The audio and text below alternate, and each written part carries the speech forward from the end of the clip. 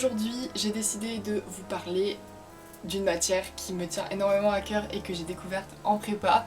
Il s'agit du latin. Les langues anciennes, que sont le latin et le grec, sont obligatoires en prépa littéraire, du moins pour la première année.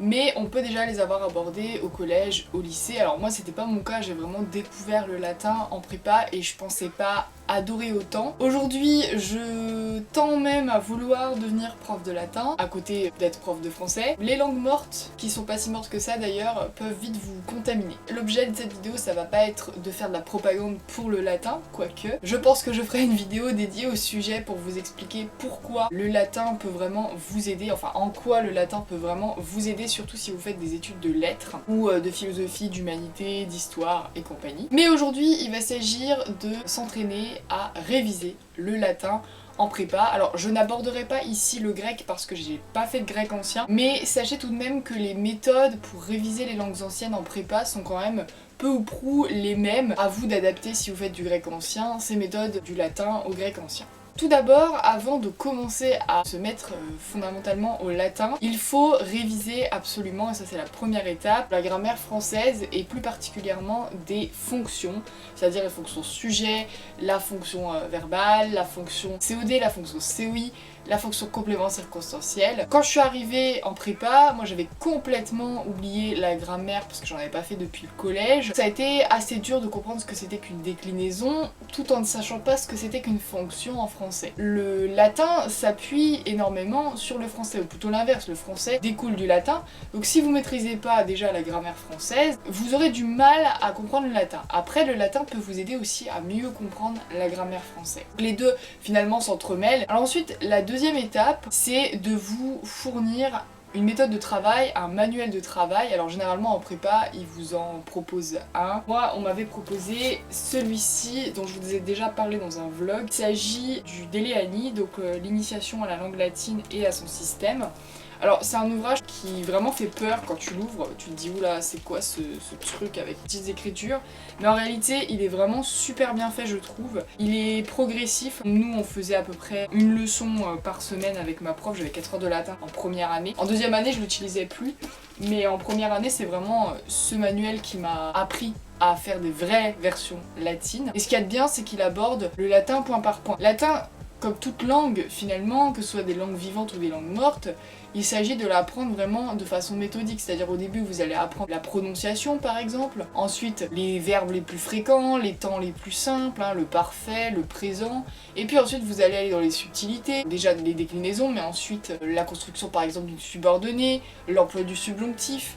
Et en fait, il faut vraiment séquencer les apprentissages, aborder point par point et surtout dans un ordre progressif. Vous n'allez pas apprendre ce que c'est que l'ablatif absolu avant de savoir ce que c'est que la première déclinaison. Ça va être problématique. Il faut vraiment organiser ces révisions et de toute façon, le latin, c'est une langue extrêmement rigoureuse et donc si vous ne faites pas en fonction de ces règles, si vous ne vous organisez pas, ça va être problématique. Alors moi cette année, pour réviser le latin, pour reprendre le latin, je me suis procuré un petit carnet, et dans ce petit carnet, j'ai une section donc latin. Je fais un petit peu chaque jour un point de grammaire.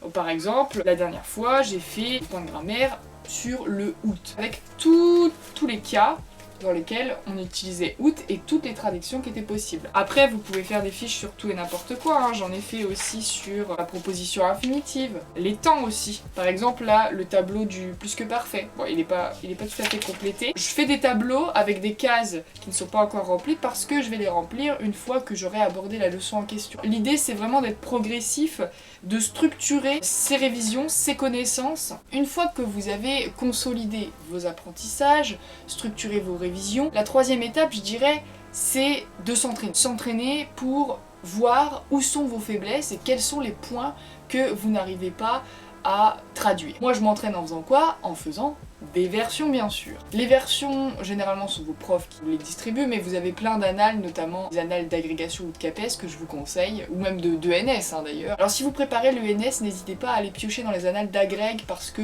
généralement elles sont un petit niveau au-dessus et donc ça vous pousse encore plus à travailler les points difficiles. Alors qu'est-ce que vous faites avec ces versions? Tout simplement vous allez les traduire en utilisant bien le système propre à la traduction, c'est-à-dire on souligne les verbes, on encadre les propositions, on met entre parenthèses les groupes qui vont ensemble à l'intérieur des propositions. Bah, l'idée c'est de les corriger. Et moi je me suis fait un carnet où en fait je recopie donc toute la version.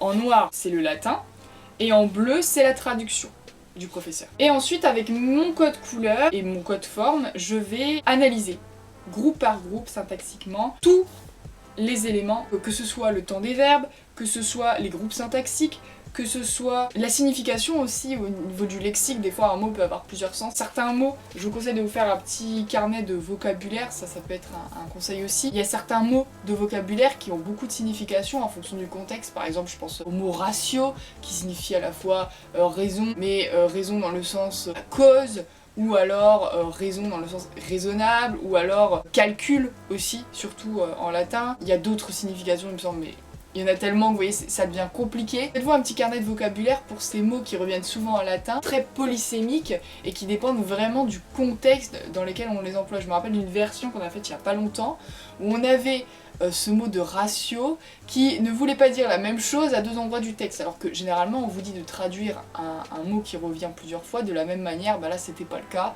il faut savoir, voilà, c'est des petits points de détail, mais c'est sur ce genre de points que vous pouvez grappiller des points justement. Une fois que vous avez recopié votre version comme je l'ai faite et que vous avez analysé syntaxiquement groupe de mots par groupe de mots, à l'aide de ce petit code, tout simplement regardez là où vous avez des faiblesses. Alors je vais revenir sur mon code couleur et mon code forme. Alors, moi tous les verbes conjugués, je les surligne en jaune.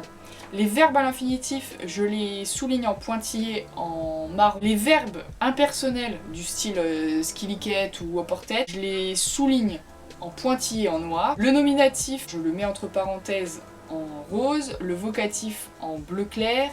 L'accusatif en orange. Le génitif en vert clair. Le datif en bleu marine. L'ablatif en violet. Les conjonctions de subordination, je les encadre en rouge. Les conjonctions de coordination sont entourées en vert foncé. Les prépositions sont encadrées en vert clair. Les adverbes sont entourés en violet et toutes les formules de corrélation sont soulignées en vaguelettes rouges. Pour tout ce qui est au niveau des temps, je les ai notés en bleu clair et à chaque fois j'ai des initiales. Par exemple PI ça veut dire présent de l'indicatif, PS présent du subjonctif, F futur, P parfait, etc. etc.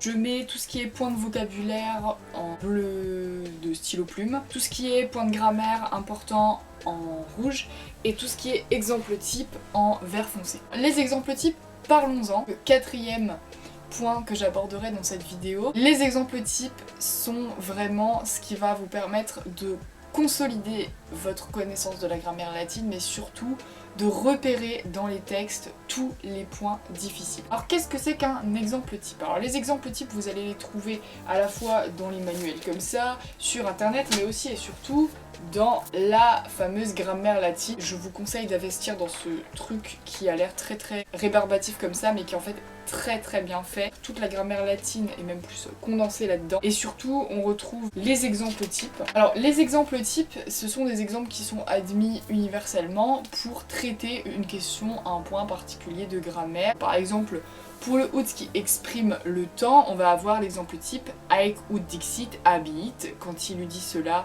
il partit. Le but c'est de les apprendre par cœur, comme une poésie, pour ensuite repérer dans un texte ces manifestations et être capable de les traduire. Par exemple ce fameux out temporel, quand vous aurez un out qui intervient au début d'un système à l'indicatif, et bah vous vous dites tiens, out ça peut être quoi à l'indicatif? Bah ça peut être d'abord un out temporel.